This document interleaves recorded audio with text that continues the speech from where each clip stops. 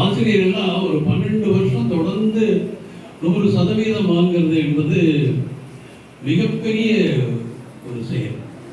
ஒரு 2 வருஷம் நல்ல தலைமை ஆசிரியர் இருக்கும்போது வாங்கலாம், நல்ல ஆசிரியர் பெருமக்கள் இருக்கும்போது வாங்கலாம். எப்படி காலச்சூழலில் ஏதாவது ஒரு மாற்றம் வரும்.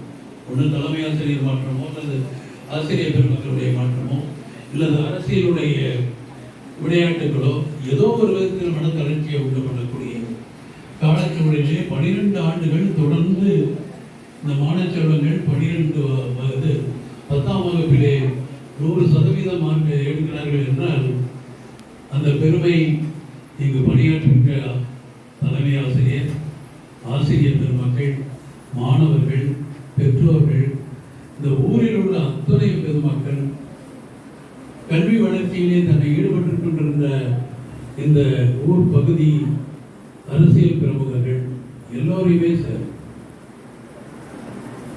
அதுவும் இங்கே இருக்க மாணவர்களை 10ஆம் வகுப்பில் நல்ல தேர்ச்சி பெற்ற ஒரு மாணவியை 2 மாணவிகளை நீட் தேர்வு மையத்தில் அந்த பெற்றோர்கள் பணம் செலுத்த முடியாத நிலையிலும் கூட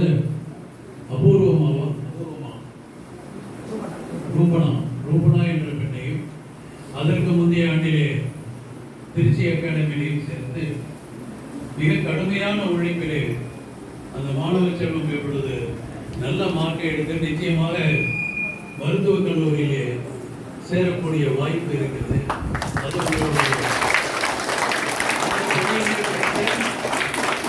மாணவி மருத்துவராக போகிறார். அது பெரிய பயிற்சி. இதில் என்ன எங்களுக்கெல்லாம் ஒரே ஒரு வருத்தம், உங்கள் தலைமை ஆசிரியர் என்ன எத்தனை வருஷம் இங்கே வேலை செய்வாங்க? இன்னும் 6 வருஷமா? 6 ஆண்டா? 6 மாசம் தானா?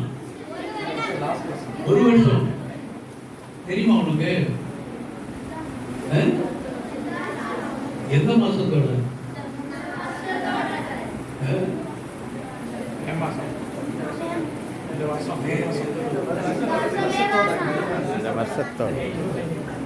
இந்த 1 வருஷம் இருப்பாங்க உங்களோட. அப்ப இப்ப 10வது படிக்கிற பிள்ளைகளை யாரு? எத்தனை பேரு? 63? 40 பேரை என்ன பண்றோம்? என்ன உறுதிமொழி? 100க்கு 100.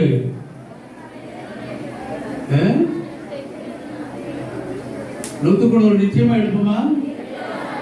சத்திய பிரமாணமா? Very good, very good. ஏன்னா அவங்க தலைமை ஆசிரியருக்கு